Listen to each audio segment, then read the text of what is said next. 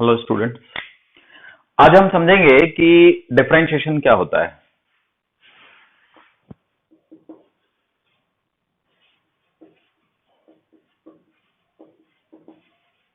What do you mean by differentiation?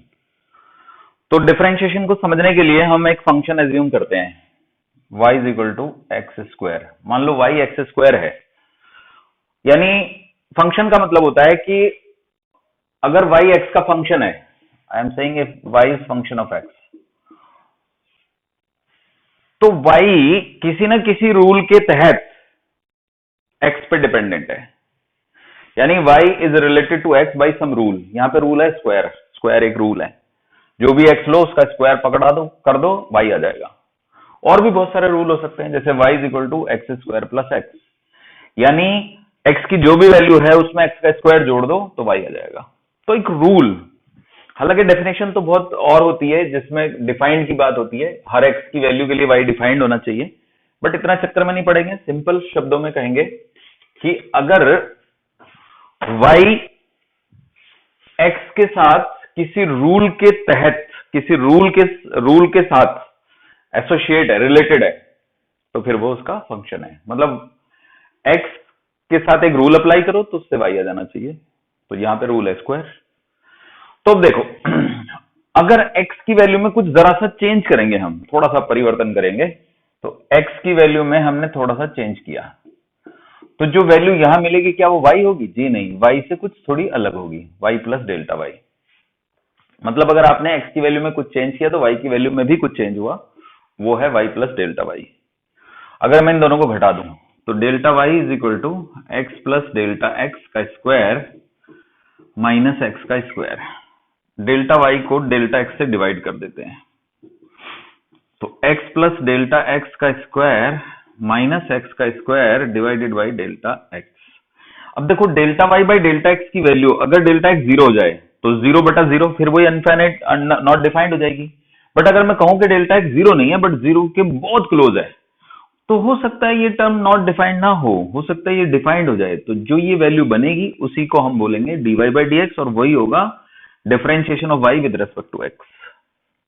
तो यहां पे मैं लिमिट लगा देता हूं, delta x tending to zero, तो यहां भी लिमिट लगानी पड़ेगी, delta x tending to zero. इसको हम बोलेंगे dy by dx।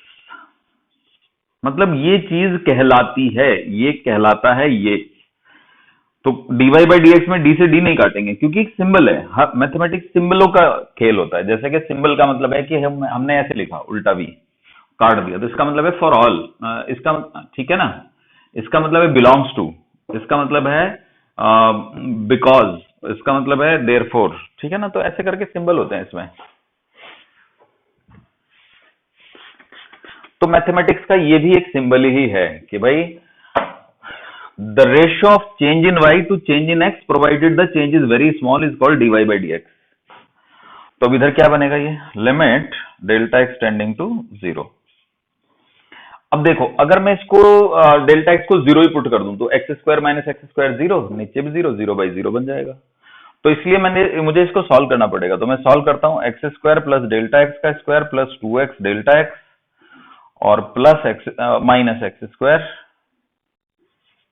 Divided by delta x. तो देखो एक्स स्क्वायर से एक्स स्क्वायर कट गया, डेल्टा एक्स से ऊपर नीचे आप डिवाइड कर दो। अब ऐसा कर सकते हो क्योंकि डेल्टा एक्स जीरो नहीं है, जीरो के क्लोज है। तो limit delta x tending to zero, तो ये बनेगा हमारा two x plus delta x divided by one, क्योंकि हमने डेल्टा एक्स से तो डिवाइड ही कर दिया। अब जब डेल्टा एक्स जीरो की तरफ जाएगा तो ये फंक्शन टू एक्स की तरफ जाएगा।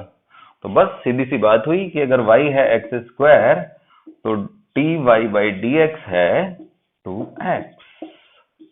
समझ आया कुछ?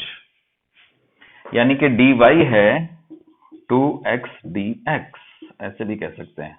यानी अगर y एक्स स्क्वायर है और आपने x में थोड़ा सा चेंज किया तो जो y में चेंज आएगा वो x में आए हुए चेंज का 2x टाइम होगा। अब देखो, इसको मैं तुम्हें थोड़ा समझाता हूं ग्राफिकली, मतलब इसका ज्योमेट्रिकल मीनिंग बताता हूं क्या है। तो सपोज कर लें कि आपके पास एक स्क्वायर है जिसकी साइड है x। तो अगर इसकी साइड x है तो इसका जो एरिया है वो y हो गया। तो अगर साइड में कुछ चेंज करेंगे तो एरिया में कितना चेंज होगा? तो अगर साइड में आपने कुछ चेंज किया dx का, तो जो एरिया में चेंज होगा वो होगा twice of change in side, change in side into में twice of side, 2 times of side into change in side. तो अब देखो, मान लो मैंने थोड़ा सा चेंज कर दिया, ये चेंज कर देंगे तो ये स्क्वायर थोड़ा सा बड़ा हो जाएगा ऐसे, यानी ये लेंथ तो थी x और ये लेंथ हो गई आपकी x प्लस डेल्टा x। अब अगर ये डेल्टा x छोटा हो जाएगा तो dx बन जाएगा।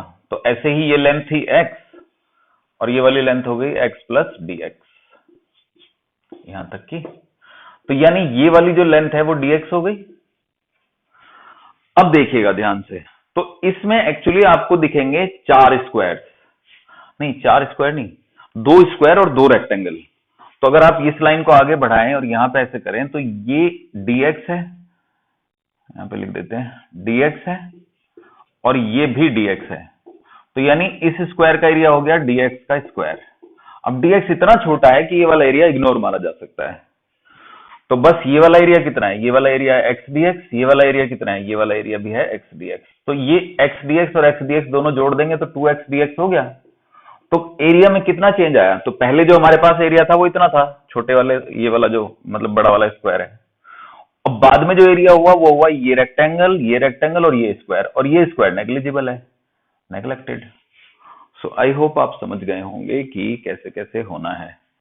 तो देखो, change in area is equal to 2 into x into d x. So I hope it is clear. अब ऐसे ही मैं आपको बताता हूं एक्स क्यूब वाला फंक्शन। अब क्यूब वाले में ज्योमेट्रिकली समझाना इतना तो खैर मुश्किल नहीं है, बट 3D बन जाएगी फिगर, तो 3D पे नहीं जा रहे हैं हम लोग। इसको मैं आपको मैथमेटिकली ही समझाता हूं, ठीक है? देखिएगा,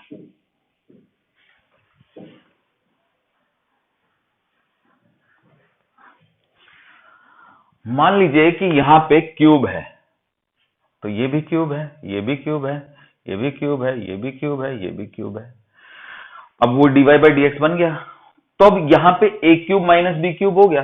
तो ए क्यूब माइनस बी क्यूब का एक रूल होता है बच्चों हमारे पास, या तो हम इसका क्यूब ही खोल देते हैं। देखो, क्यूब खोल देंगे तो limit delta x tending to 0, इसका क्यूब खोल दीजिए आप। तो एक्स का क्यूब प्लस डेल्टा एक्स का cube plus 3x square delta x plus 3x into delta x का स्क्वायर माइनस एक्स का क्यूब, नहीं हाँ ठीक है, divided by delta x. X cube से एक्स क्यूब कट गया, अब डेल्टा एक्स भी कट जाएगा पूरा।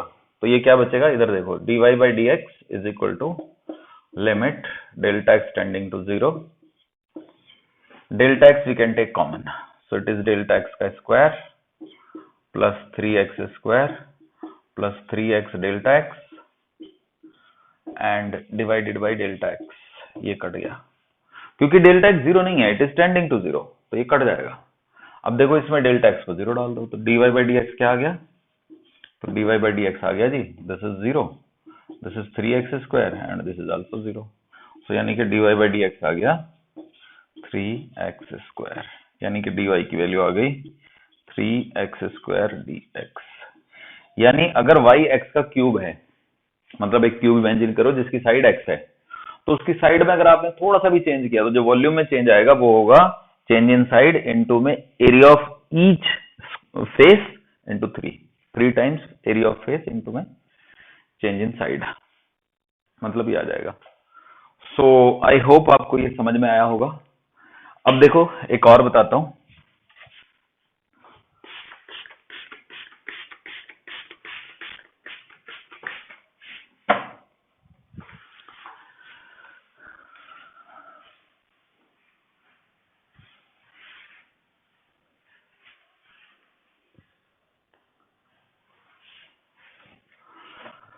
मान लीजिए कि y जो है वो साइन x है,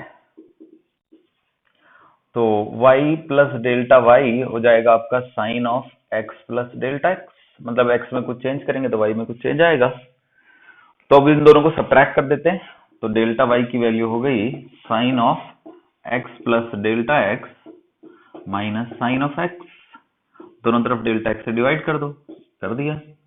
अब लिमिट डाल दो, लिमिट डाल दी, डेल्टा एक्स टेंडिंग टू 0, इधर भी लिमिट डाल दो, डेल्टा एक्स टेंडिंग टू 0। तो ये क्या बनेगा, ये बनेगा dy बाई डी एक्स, और ये क्या बनेगा, अब यहाँ पे sign c minus sine D, ये फॉर्मूला, या तो हम इस फॉर्मूले को खोल दें या फिर sine c minus sine d को खोल दें। तो sine c minus sine d का फॉर्मूला होता है 2 cos c plus d by two into sine c minus d by two, ये फॉर्मूला होता है, यही लगाना पड़ेगा। तो 2 cos है ना x 2x plus delta x by two into sine delta x by two, ये लगा, डिवाइडेड बाई डेल्टा एक्स। अब लिमिट भी तो रह गई, limit delta x tending to 0।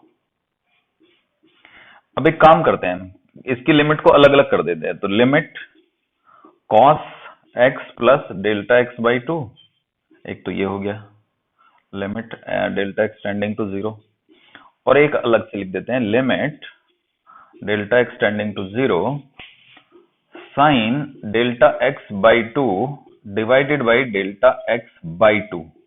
ये जो 2 ऊपर था ना वो नीचे चला जाएगा, डेल्टा एक्स बाई टू। अब उससे फायदा क्या हुआ, उससे फायदा ये हुआ कि अगर मैं डेल्टा एक्स बाई टू को थीटा मान लूं तो साइन थीटा बाई थीटा हो गया, ये तो साइन थीटा बाई थीटा तो 1 होता ही है, अभी पढ़ाया था मैंने। तो ये क्या बन गया, ये बन गया कॉस थीटा, कॉस एक्स, क्योंकि डेल्टा एक्स 0 हो जाएगा तो ये कॉस एक्स बचेगा और ये 1 बचेगा। तो यहां से dy बाई डी एक्स की वैल्यू आ गई cos x। तो कुल मिला के बात क्लियर हो गई कि अगर y है sin x तो dy बाई डी एक्स है आपका cos x। समझ आ गया बच्चों? तो ऐसे ही बहुत सारे हैं, अब सारे तो नहीं कराएंगे, मैथमेटिकल टूल है, फिजिक्स के लिए है, तो बाकी के कुछ फार्मूले आपको याद करने पड़ेंगे। जैसे अगर y cos x है तो हम ये प्रूव कर सकते हैं कि जो dy बाई डी एक्स है वो है माइनस का साइन एक्स। ऐसी अगर y x to the power n है तो हम प्रूव कर सकते हैं कि dy बाई डी एक्स है n इंटू में x की पावर n माइनस 1, यानी एक पावर कम कर दो और जो पावर है उसको सामने ले आओ। तो इस तरीके से डिफरेंशिएशन का बेसिक्स आपको क्लियर हो गया।